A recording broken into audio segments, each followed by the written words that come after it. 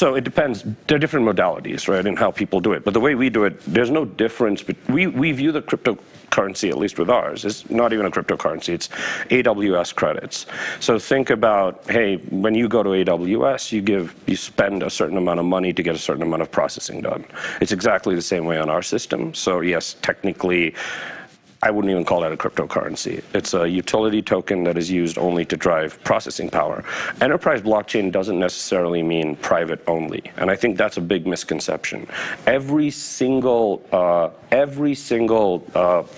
call it installation we've done has been hybrid.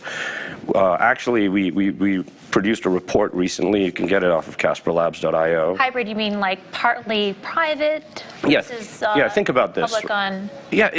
So think about even if you use AWS, right? You don't put most companies don't put 100% of their infrastructure on AWS. So Netflix, for example, when you're streaming a Netflix show, you're primarily getting it off of some cloud computing service.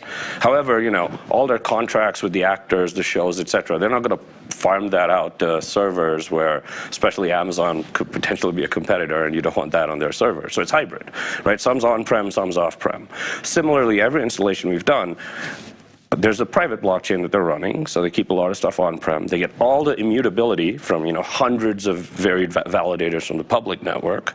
But this way you can stay GDPR compliant, HIPAA compliant, etc., because you kind of choose where the data flows. And this is incredibly important for enterprise because they always want to be compliant. And B, you don't know what regulation is going to look like in 2 to 3 years. So your ability to turn the dials is really important.